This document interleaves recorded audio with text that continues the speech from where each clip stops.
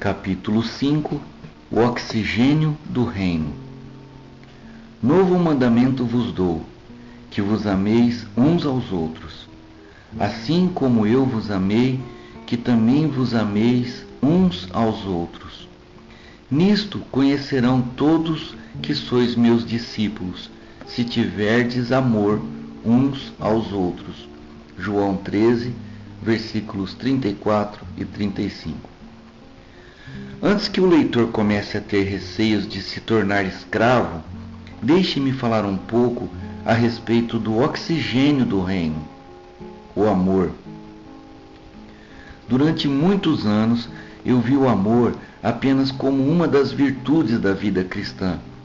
Em meus sermões, eu dizia aos ouvintes que ele era uma das qualidades mais importantes na vida. Depois, eu vim a conhecer o verdadeiro amor e descobri que ele não é apenas um dos aspectos da vida cristã. O amor é a vida cristã. Não é uma das virtudes mais importantes, é a única. Quando falamos acerca da vida eterna, parece que estamos sempre pensando em sua duração, anos e anos e anos. Nunca procuramos meditar sobre a sua finalidade. Se a vida eterna significa apenas uma vida sem fim, então o inferno é uma forma de vida eterna. Mas a finalidade intrínseca da vida eterna que Jesus dá é o amor. É o seu oxigênio. Sem ele não há vida. O amor é o único elemento eterno. Os outros notáveis elementos, dons, línguas, profecias, sabedoria, conhecimento, leitura bíblica, oração, cessarão algum dia. O único que atravessará a morte e passará à eternidade é o amor. O amor é a luz do novo reino. A Bíblia é tão clara quando diz que Deus é a luz e Deus é amor.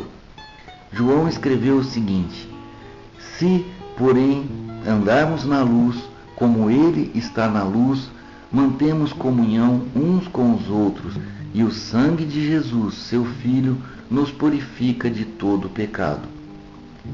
Não sei por que temos sempre pensado em luz como conhecimento.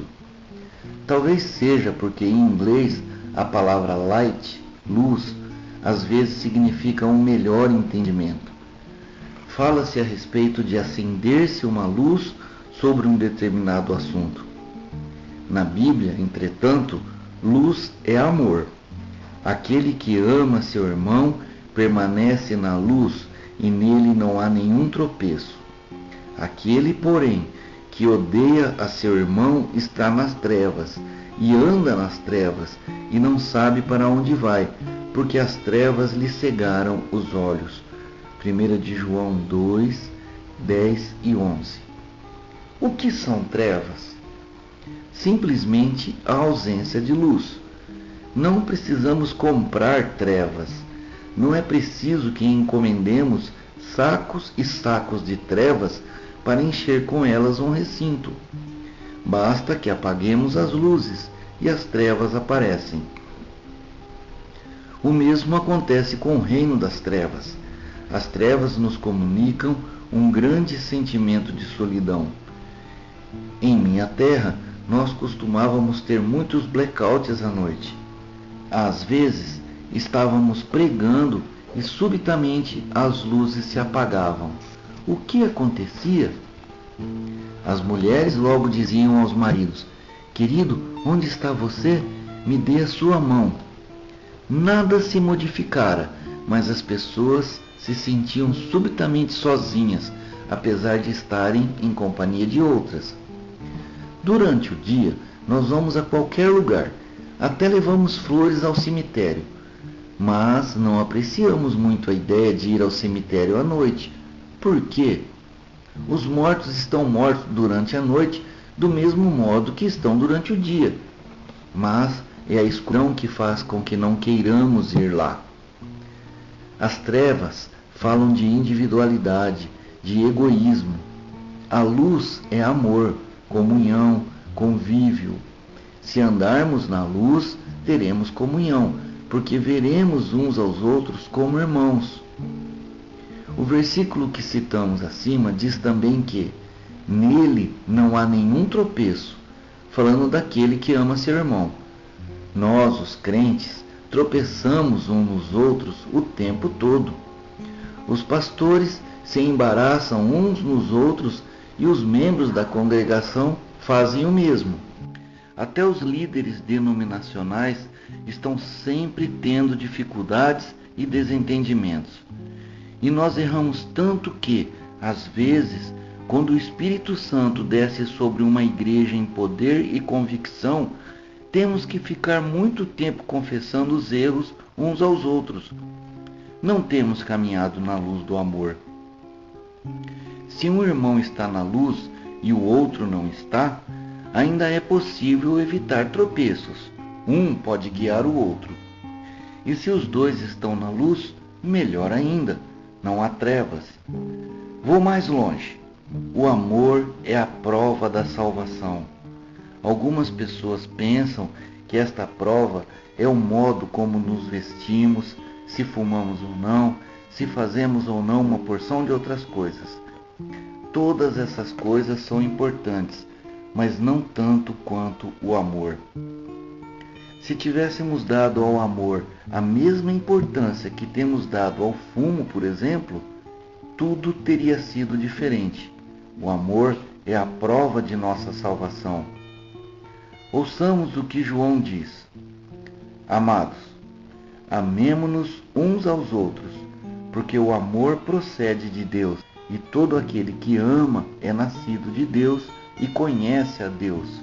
Aquele que não ama não conhece a Deus, porque Deus é amor. 1 de João 4, versículos 7 e 8. Você deseja saber se é nascido de Deus? Muito fácil, não é? João diz também o seguinte: nós sabemos que já passamos da morte para a vida, porque amamos os irmãos. Aquele que não ama permanece na morte. 1 de João 3,14. Às vezes, algumas pessoas dirigem-se ao pastor e dizem: não tenho certeza da salvação, estou com muita dúvida. Como posso chegar a ter certeza? Eis aqui um teste muito simples. Você ama os irmãos? De acordo com essa proposição de João, quem não ama os irmãos não é salvo, está vivendo em morte. Uma pessoa pode conhecer bem a doutrina do milênio ou da tribulação, mas a única maneira como ela pode ser salva, pode passar da morte para a vida, das trevas para a luz, é pelo amor. Tenho que ir um pouco mais longe. Espero não escandalizar ninguém. Se amássemos do modo como Deus quer que amemos, não haveria necessidade dos mandamentos da Bíblia. De sorte que o cumprimento da lei é o amor. Romanos 13, versículo 10. E é exatamente nisso que se constitui a nova aliança de Deus. Na mente lhes imprimirei as minhas leis, também no coração lhes inscreverei. Jeremias 31, versículo 33. Quando o amor brota em nosso interior, ele soluciona toda sorte de problemas que porventura possa existir. O fruto do Espírito é o amor, e também alegria, paz, longanimidade, benignidade, bondade, fidelidade, mansidão e domínio próprio. Gálatas 5, versículos 22 e 23. Por que é que pregamos tanto? Porque desejamos implantar o amor e todas essas coisas no coração dos crentes. Mas, se o amor estivesse sendo cultivado como deve, não precisaríamos de tantos sermões. O amor não é um dos elementos da vida cristã, é o seu elemento vital. O amor é a própria vida. As pessoas que estão buscando os dons do Espírito, ao invés de buscarem seu fruto, estão enganando a si mesmas. Embora apreciemos os dons, devemos ter muito cuidado em saber a que daremos ênfase. Jesus não disse: pelos seus dons os conhecereis, mas pelos seus frutos os conhecereis. Mateus 7, versículo 20. Os dons não fornecem o índice de espiritualidade de ninguém, pois os dons de uma pessoa são como os presentes que depositamos ao pé da árvore de Natal. Buenos Aires é uma cidade muito populosa e por isso não temos muita arborização. A maioria de nossas árvores de Natal é artificial. Elas são feitas de papel verde e arame, mas são muito bem enfeitadas. Nós compramos umas dessas árvores por $1 ou $2 ou $3 e dependuramos nelas relógios, anéis e outros presentes. E elas ficam muito bonitas, embora não seja árvore de verdade. Mas, quando se sai à rua no dia 26 de dezembro, vê-se que todas aquelas árvores estão no lixo. Na véspera, estavam adornadas com caríssimos relógios ômega, mas hoje estão nas latas de lixo. Não podemos valorizar muito uma árvore só por causa dos presentes que ela tem em si. Os dons não indicam que tipo de árvore ela é. Só podemos julgar a árvore pelo fruto. Se as maçãs de uma macieira são boas, então dizemos que aquela macieira é de boa qualidade. E isso se aplica a qualquer árvore. Naturalmente, a melhor coisa que poderia acontecer a uma árvore é ela ter ambos, as boas frutas e os relógios ômega, ter os frutos e os dons. Mas se isso não for possível, pelo menos o fruto deve ser bom. Uma pessoa que não tem dons pode ser desculpada, mas não há desculpas para a não frutificação. Se perguntarmos a uma macieira, por que você não tem um belo anel? Ela poderia responder, desculpe-me, mas ninguém dependurou um anel em mim. Contudo, a macieira não pode ser desculpada por não dar frutos, porque a maçã é um produto natural de uma macieira normal. Do mesmo modo, nós não temos desculpas para a ausência de amor em nossa vida. Se estivermos cheios do Espírito Santo, a coisa mais natural do mundo para nós será amar. Eu lamento bastante o fato de que nós, os pentecostais, durante muito tempo, tenhamos dado mais importância a Atos 2, versículo 4, do que a Gálatas 5, versículo 22. Nossa declaração de fé afirma: cremos no revestimento do Espírito Santo de acordo com Atos, versículo 4, isso é, com o dom de línguas. A história poderia ter sido bem diferente se tivéssemos declarado: cremos no revestimento do Espírito Santo de acordo com Gálatas 5:22. Um dos resultados seria que não haveria tantas divisões entre pessoas cheias do Espírito. Sendo um ministro pentecostal, é difícil para mim ter que confessar isso, mas tal fato é verdade, e o Espírito Santo deseja que encaremos a realidade. Quando alguém sai para caçar veados ou qualquer outro tipo de caça, ele faz mira para a cabeça do animal e não para a cauda, pois, se o tiro o atingir na cabeça, pega o animal todo. Ao buscarmos o revestimento do Espírito Santo, a cabeça é o fruto do Espírito e a cauda é o dom de línguas. Muitos de nós estão atirando na cauda e o animal continua fugindo. Se houvéssemos atirado na cabeça, teríamos todo o animal, inclusive a cauda. Jesus não disse: nisto conhecerão todos que sois meus discípulos, se falardes em outras línguas. Embora eu próprio tenha o dom de línguas, devo dizer que o mundo só saberá que eu sou discípulo de Cristo se eu mostrar o sinal do amor. Já está na hora de colocarmos a ênfase onde ela deve estar, isto é, naquilo a que Jesus deu ênfase. Sansão possuía dons, carismas, mas era um homem carnal.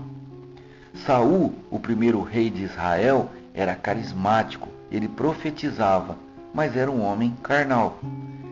Paulo disse que se ele falasse as línguas dos homens e dos anjos, mas não tivesse amor, aquilo não passaria de um mero ruído. Falar em línguas sem amor é apenas fazer barulho. A profecia e a capacidade de compreender os mistérios espirituais sem amor nada são. O dom da fé sem amor nada é também. Portanto, se virmos uma pessoa manifestando um dom, mesmo que seja para ressuscitar um morto, não tenhamos muita pressa em segui-la. Primeiro, aproximemo-nos daquela árvore. Não nos fixemos nos relógios e anéis. Olhemos debaixo das folhas. Procuremos pelo seu fruto. Nesses dias de grande confusão, o povo de Deus precisa ser muito sábio. Será que cada um de nós está mesmo ciente da importância do amor? Somente se compreendermos isso é que estaremos abertos para o Espírito. É como a farinha de um bolo. É possível fazer-se um bolo sem ovos e sem sal, mas não sem a farinha. O amor é a vida cristã.